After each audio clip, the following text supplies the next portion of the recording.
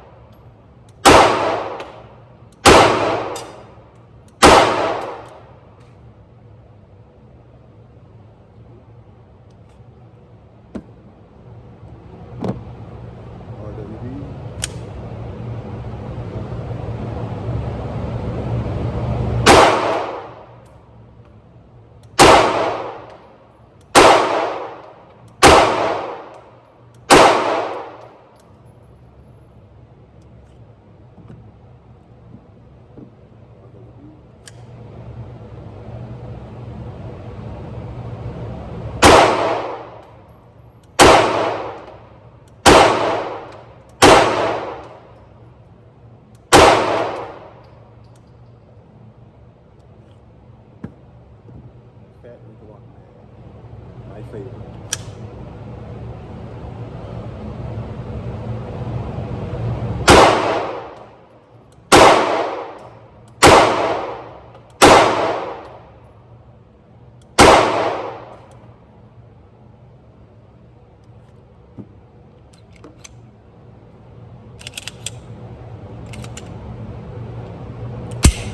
Not bad. Feels good in hand. Shoot pretty well. Pretty dead on. Night sights, I like it. Back from the range, time for my cleaning. Because you know I clean my weapons after every time I shoot it, no matter how many times I shoot.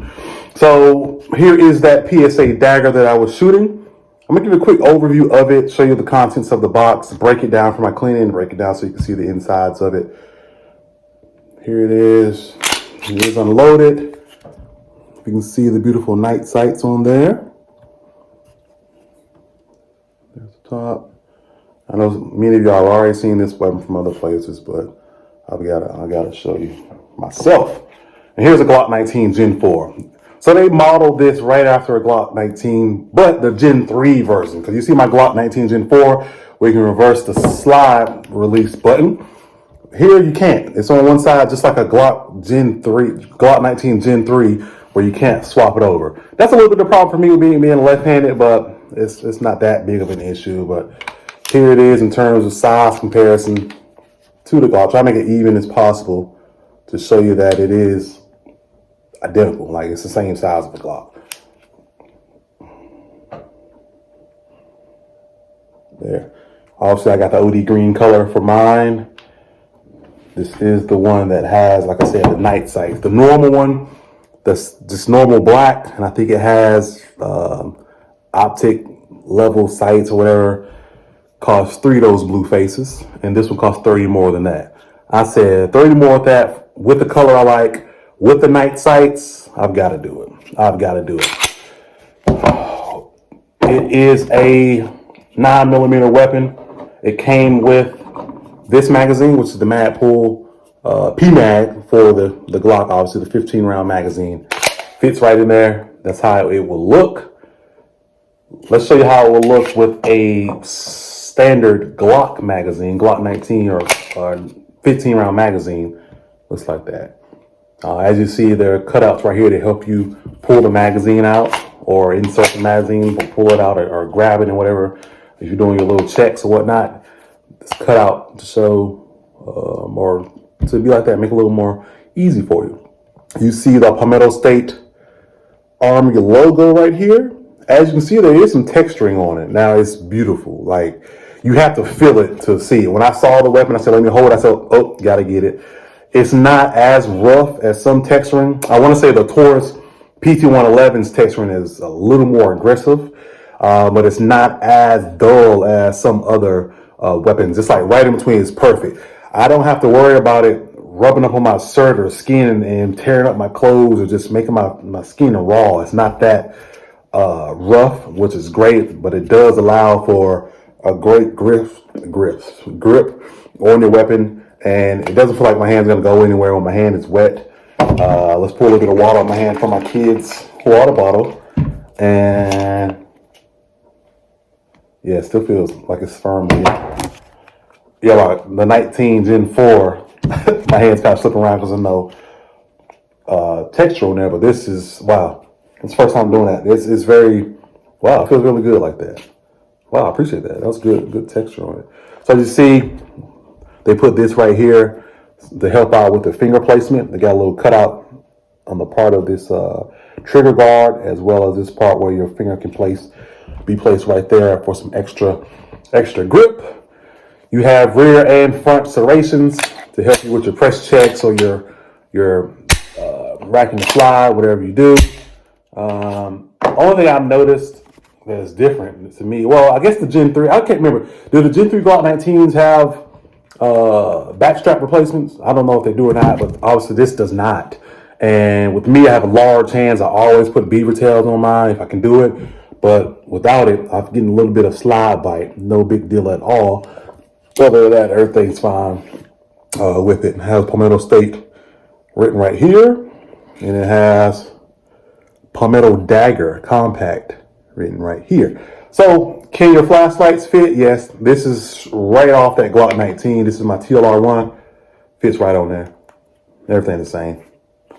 I like it. Trigger is not like the Glock 19 Gen 4. You see that trigger? You know, everybody knows that one's a little safety trigger where you have to depress both. You know, if your finger's on there correctly, it'll be fine. This one right here is more like a Smith & Wesson M&P 9 series type of weapon, where it does have a trigger safety where if I'm just pressing the top part, it won't go down.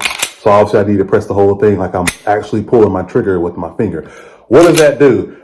That is designed for any kind of snags. If you put this in your pocket or in your holster, in theory, if something's there that's not depressing this entire mechanism, it's not going to fire. So if it's just pressing up top, it won't fire because you see that little piece of plastic right there. That's keeping it from going back all the way, right? But if something obviously presses the bottom part, that's going to make it go. What negatives have I seen on this weapon? Most people have seen all positive reviews, especially for the price and especially for the size and especially for the magazine capacity. It comes with a 115 round magazine. Heard somebody mention that the trigger sucks and is long. I haven't found that to be the case. I like it. I shoot a lot of different weapons, and this is not a bad trigger. It's comparable to that Glock trigger in my mind. So if I'm depressing this trigger, here's where the wall is. Try to move my finger. Brakes, reset, right there. So it's not bad at all. I just got done shooting. It's not bad at all. A bad trigger is the trigger that you see on the stock Smith & Wesson SD9VE. That's a bad trigger. But this one, that's not a bad trigger. I think it's fine. Also, someone mentioned the wobble of the magazine. That is a little issue. It does not affect the firing, but it does bother some people, right? It kind of bothers me that I'm sitting there in the magazines doing that, and that's the magazine that comes with it. Let's do the Glock mag, the stock mag has a little bit of wobble as well. But let's be fair. Let's put the magazine in the Glock 19, see if you have any wobble in the Glock 19. Oh, it's doing the same thing in there. Maybe it's a little more looser, a little more defined because we have these cutouts and you can see it more. I think that's why you can kind of see it more as a little more of a wobble, but just a wobble. It doesn't affect functionality because I've tried it out. Let's go ahead and break the gun down and get it cleaning. No, let's look at the box. Let's look at the box. Here's the box that it comes in. It says PSA. You got the picture of the old dagger there. This side has a little bit of blue. It shows PSA. This side has serial number and all that jazz. Just black there. Their address to their website. I actually like how this looks. It just looks so. He slid it across. I thought I was getting like a PlayStation Mini. I didn't know what this was. So I like how it is. It looks sleek. I like the box. And here's the bottom of the box. Let's go ahead and open her up. Nothing special. Nice foam for the weapon. Fits just like that, but the magazine was underneath the foam. So you have that and your manual. We won't take a manual out, but read your manuals, see what it says for your gun and your maintenance, things of that nature. Take the weapon out, let's remove the foam, see what we have underneath. Underneath we have this little safety item that was sitting inside the chamber and the old trusty dusty gun lock. And that's it. So that's what's in the box. Who's texting my phone? I don't know. Let's go ahead and break the weapon down. See how it looks. Like I said, it's the same breakdown as the Glock. Slide it back. Slide. Ooh, what I do notice is, so it's Glock 19 Gen 4. These notches here, you know, you gotta depress both sides down to help release the slide to break it down. They're extended on here. Big deal to me because my fingers are large and I have a hard time grabbing little things. So I'm blessed. I'm happy that they are extended. If you can kind of tell, it's a little bit bigger. So that's fantastic. So slide it back a little bit. Depress that. Pull that old trigger. Pull the slide. Here she is. Looks almost identical to the Glock. It's the old dagger. Let's go ahead and take the Glock off too. Wow. You can barely tell the difference, right? Well, look at the springs a little bit different, obviously. Different gun, but pretty identical. Dagger, Glock 19 Gen 4. Dagger, Glock 19 Gen 4. Yeah, pretty similar. So that's the quick breakdown of that weapon. Let me move my Glock stuff because it doesn't need to be clean right now. Would I recommend this weapon? I've only put, 4 magazines through it. Like I showed in those videos, I put the one that came with it, that P-Mag, 2 of those cheap RWB mags, and the Glock 19 factory magazine. No issues, ran well. Yes, I'd recommend the weapon. And that's from my opinions of reading other people's reviews, seeing other people's videos, shooting it myself. Now, I've only put about a box of ammunition in it, so I'm going to have to go through more and do some more shooting and testing and stuff with the weapon. You see a little bit of fading here from the weapon functioning. Let's see the barrel. But I would recommend the weapon. See a little bit fading up there too. Definitely for the price range. I think this is built pretty quality, or quality driven, I'd say. I even asked the guy at Palmetto where I bought it, like, hey guy, I know you work here and all, but is this something that has problems that you've seen so far? Would you recommend it? And he said, yeah, of course I work here, but this is the weapon that we have for our people at the range to rent. And we've fired, 800, 900 rounds through it so far here. No problems, right? He did mention they ended up replacing a spring, but no mechanical problems, no misfires from any kind of weird ammunition. Everything's been running fine with the weapon, so he says. And that's kind of been what I've been seeing in the reviews as well. And obviously with me firing this weapon with different magazines, I haven't had any issue as well. I'm mostly excited that it works with, mostly excited that it works with my carry ammo because I really want to have my weapon work with the ammo that I'm going to use in it. And I'm enjoying it so far. I think it's going to be one of the ones that interchange in terms of my concealed carry. If you're looking for a holster, here is the holster that I use. Put this back together real quick so you can see it, the weapon in the holster. I did a little bit of firing from the hole, drawing it and firing it. This holster is great. I had no issues with it. I actually drove down the highway with the weapon in the holster to see if it's going to hurt or anything like that with a 70-mile drive, and everything felt great. This is the package that came in, UM tactical holster. great. Left-handed, everything left-handed is great. I love seeing stuff in stores left-handed. So shout out to y'all, PSA, for that. But here is this holster with the dagger in it. Obviously, you can adjust retention by those screws, but I didn't have to do any kind of adjustment. And I love how you can hear and feel that click, knowing that it's secure inside the holster. Sweat guard there. Look at the little pattern on it. Looks pretty good. So I'm excited for this weapon, the further testings that I'm gonna do on it.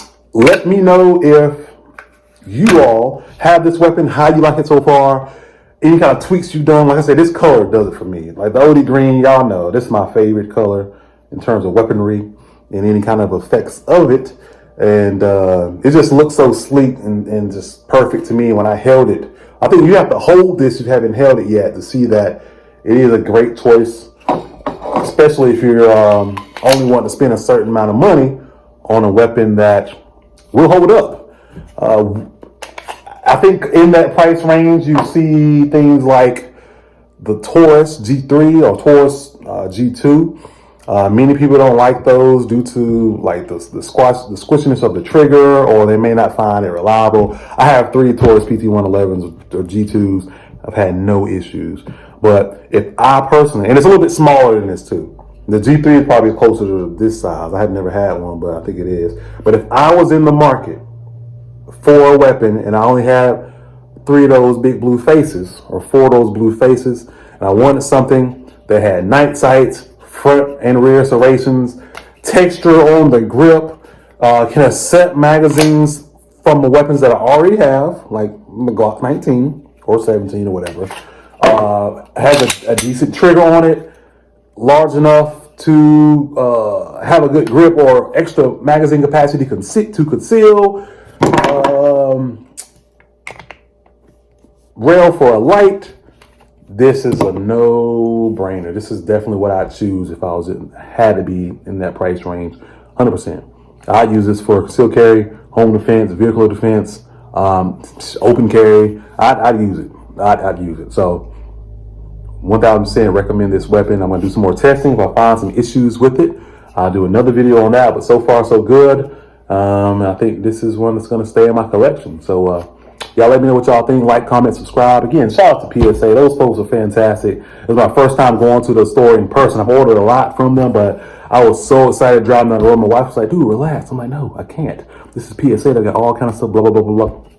And I figured, I said, I'm going to walk out with a gun today. And it was yesterday. So there we go. Day 1 review of the Dagger. Y'all stay tuned for some more. Hey, one thing I forgot to mention. Yes, it does fit in my Glock 19 holsters. So I remember trying it the first day I got it, and it seemed like it was kind of snug in some of the holsters, but it will fit. Here's my battle belt. Here it is in my holster for my full Glock 19 or 17 or whatever. It is loose,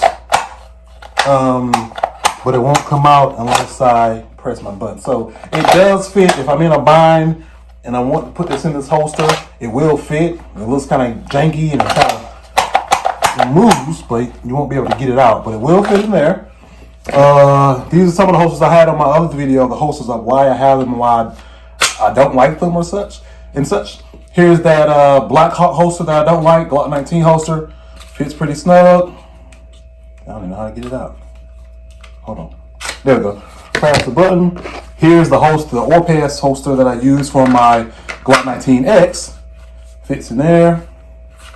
And here is the other holster that I really, really like. I went outside the waistband carry.